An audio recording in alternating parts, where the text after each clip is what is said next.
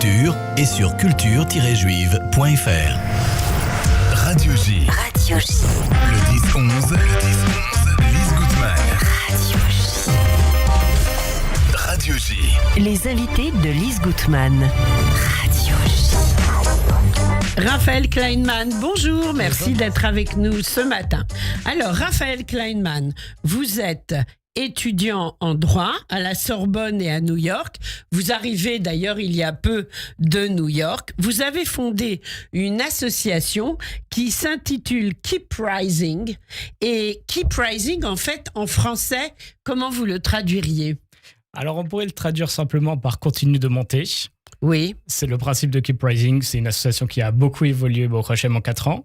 Et en même temps, on a bien fait de donner un nom anglophone dès le début parce qu'aujourd'hui, avec les expansions, on en avait bien besoin. Voilà.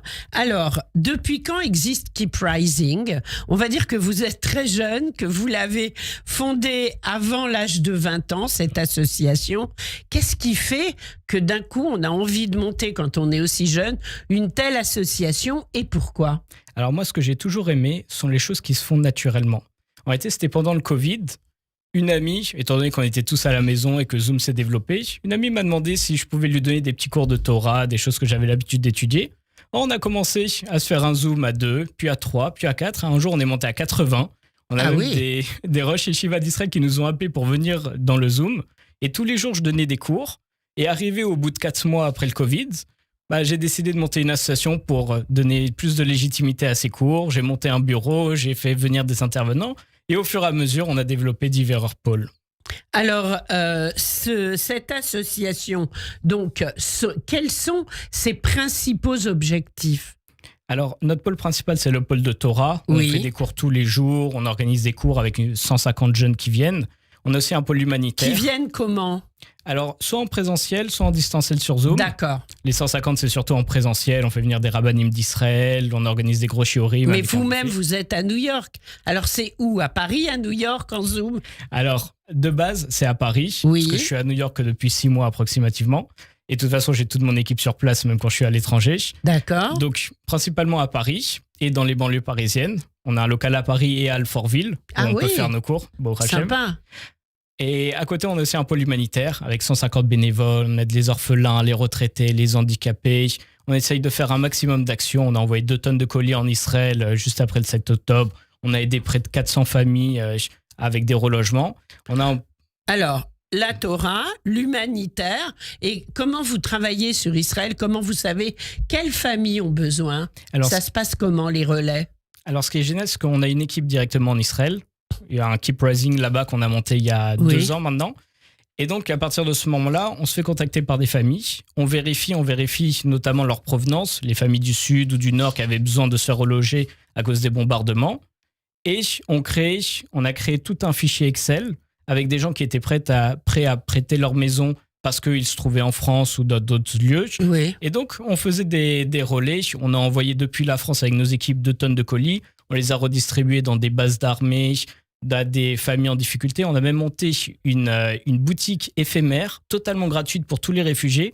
Lorsqu'ils se présentaient avec leur carte, ils pouvaient prendre des vêtements, des produits de première nécessité. Et ça, c'est où, cette boutique ? Ça, c'était à côté d'Ashdod, si je vous dis pas de bêtises. D'accord, oui. Une région où on en avait énormément besoin. Et la boutique n'existe plus pour l'instant ? Alors non, on l'a pas ravitaillée parce que oui, c'est éphémère. Ben oui. Et voilà.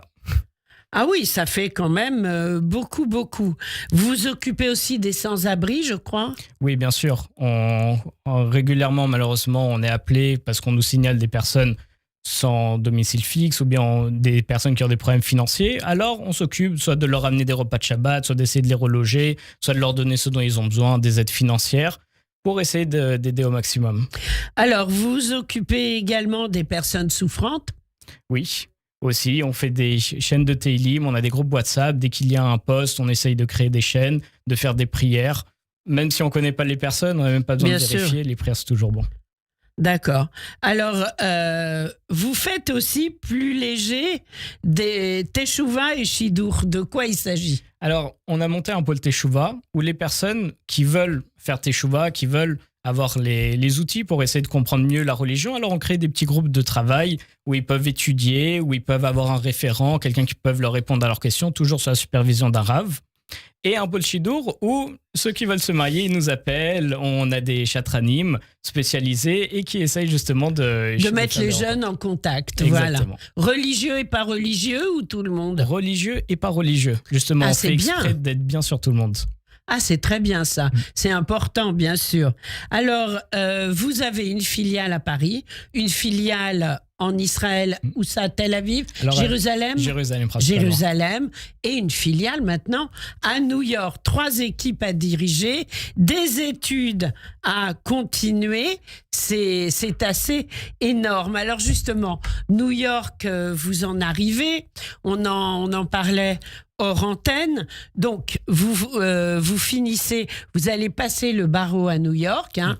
Vous avez un master en droit, vous avez fait des études de droit. Et vous m'avez expliqué que le barreau de New York était valable à Paris, ce qui n'est pas réciproque, puisqu'à Paris, le barreau de Paris n'est pas valable à New York. Vous allez donc être ce qu'on peut qualifier d'avocat international. Oui. Voilà.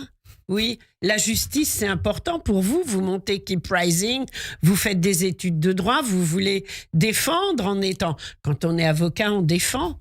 C'est quoi ce symbole de la justice pour vous? Qu'est-ce que ça représente? Alors justement, c'est pouvoir aider ceux qui en ont le plus besoin, pouvoir aider ceux qui n'ont pas forcément la possibilité d'être aidés. Aussi bien dans Keep Rising où, encore une fois, on est monté de rien. J'avais même pas l'intention de faire une association. Et dès qu'on nous demandait de l'aide, on essayait de monter une équipe, un pôle, des bénévoles associés à cette aide. D'accord. Et avec le droit, c'est totalement complémentaire, avec en même temps les études de Gemara que je fais à côté. Ah bah bien sûr. Vous dormez la nuit? Non, je sais pas, c'est juste une... Vers 3h du matin. Waouh. Bon, c'est bon. Raphaël Kleinman a l'air en forme. On ne s'inquiète pas. Alors, justement, donc, vous faites énormément de choses. Vous êtes sur tous les tableaux. En ce moment, vous avez assisté au journal d'Eva Soto dans le studio avec nous. Les infos sont inquiétantes et on entend également beaucoup de choses sur New York, sur les universités. Vous-même, vous êtes dans quelle université? Parce que vous souhaitiez nous en dire un mot. Bien sûr. Alors moi, je suis à Cardozo University, qui fait partie de Yeshiva University. Donc c'est avec un campus juif. Oui. Alors on a des goyim et des juifs. C'est mix parce que c'est international. C'est une grande fac de droit. Mais qui s'appelle Yeshiva University. Exactement. Et c'est le campus Cardozo, donc spécialisé en droit. Oui. À la différence des autres campus où c'est une pure yeshiva pour garçons et une autre pour femmes. D'accord. Et à vrai dire, donc oui, on entend beaucoup les problèmes qu'il y a eu à Harvard, à Columbia, dans les grandes universités. Alors nous, on n'était pas du tout touchés parce que c'est un campus juif. Donc même au contraire, on a des photos des otages, on a des drapeaux israéliens dans la fac. Et même avec les non-juifs, on s'entend bien, il y a aucun problème, aucun... J'adore ce genre d'informations. Continuez. Ça fait plaisir d'avoir aussi une autre part de réalité. Et alors oui, on entend ce qui se passe par exemple à Columbia. Mais moi, par exemple, je suis encore sur les groupes de la Sorbonne. Je reçois des messages des syndicats qui disent à cause des attaques israéliennes, on va faire des manifestations pro-palestiniennes, etc. On va bloquer la fac. La Sorbonne était bloquée même pendant les examens. Mais bien sûr. Campus. Donc c'est terrible. À New York, par contre, par exemple, l'histoire de Columbia, il y a eu des manifestations pro-palestiniennes. À New York, la différence, c'est que les policiers arrivent directement. Ils ont une rapidité extraordinaire. Ils arrivent, ils retirent les étudiants. Les étudiants, ils risquent de se faire renvoyer de la fac. La directrice, en général, elle est poussée plus ou moins à démissionner. Et j'ai même vu quelque chose de très intéressant, un poste des juges qui ont dit que pendant un certain nombre d'années, ils ne prendront aucun étudiant en tant que clerc de Columbia parce qu'ils veulent aucun étudiant qui ont participé à la manifestation pro-palestinienne à Columbia. Ah oui. Donc ils ont même plus d'avenir en faisant les actes antisémites. Ça, c'est une info qu'on n'a pas forcément ici. Donc oui, c'est très très important ce que vous nous dites. Ça fait que vous aimez beaucoup les États-Unis, je crois. Ouais.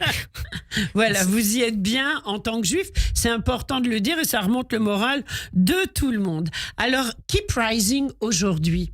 Alors Keep Rising aujourd'hui. Alors pour ma part, à mon petit niveau, donc comme vous l'avez dit, c'est géré... Enfin, à votre grand niveau, c'est votre assos quand même. Mais bon. Oui.